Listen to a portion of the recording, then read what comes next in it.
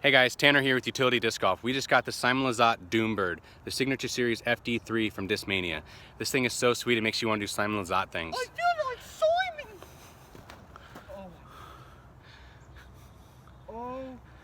Oh my gosh, dude, that definitely just went 700 feet.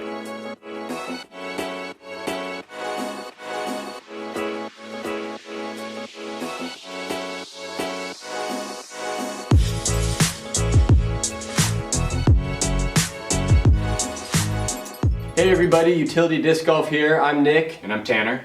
And today we're doing our second disc review on the Simon Lizotte Tour Series FD3, the Thunderbird by Discmania. First thing that I noticed about this disc is how pretty it was. It came in this Swirly S-line plastic. It has this burnt orange around it. Maybe they were transitioning colors while they were doing the dyes, because Tanner's isn't as swirly, but still a beautiful stamp. Got that rainbow stamp on it. And shout out to whoever did that logo at Discmania, because that's an awesome Thunderbird stamp. What do you think about it, Tanner? Yeah, I think they're beautiful. As soon as I got them in the mail, I was like just ready to rip the box open. Yeah. I was super surprised. We're gonna do giveaways on these just like our last disc review. And I hate to say it, guys, but I think we might have to keep this orange one because it's just too pretty. It is really beautiful. Other than that, the disc feels like a Thunderbird to me. I would say the profile and the edge are very comparable to like the Sexton Firebird. It's just that nice, like classic, like 9 to 10 speed rim disc, and so it's going to be comparable to probably a lot of those. But in the field, when I was throwing it, I felt like it was a perfect sweet spot between a Thunderbird and a Firebird. A little bit more stability than a Thunderbird, probably a good wind disc if you're used to the Thunderbird. Our arm speeds are fairly fast. Like I can throw probably between like 350 to 420, and so I can get this disc to flex out a little bit. And if you have a slower arm speed though, I think it might be just a good stable wind disc. What do you think, Nick? Yeah, I agree with that. Something I really like about it too is the rim size. So like you said, with that 9 to 10 speed rim size disc, it really just fits in the hand well for a grip it and rip it disc. And both forehand too, it feels the rim size is perfect. This is how I grip my forehand, so with the little stacked finger grip, it just feels so nice. The S-line plastic is also kind of slightly bit flexible. It's not as stiff as C-line at all. It actually feels kind of tacky and gummy, which is nice to really pinch your fingers together. So, like I said, with that 9 to 10 speed rim disc, I try to stay in between there. Both, like you said, both our arm speeds are around, we're about an advanced level. We play in advanced in sanctioned tournaments and place within the top 10 quite often. And it's still a stable disc for me. So if you are more of a beginner or have a slower arm speed, it's gonna be a stable disc. Another thing I liked about it, besides the rim size, was how flat it was. It didn't feel super domey, and with my drivers, if they don't feel domey, that's fine with me, because the flatness of it is kind of more of a gripping point where I can feel my fingers in between the disc, and I don't feel like I'm having to reach around with the dome of it. It's also got a lower profile. And yeah, that's what I like about the FD3.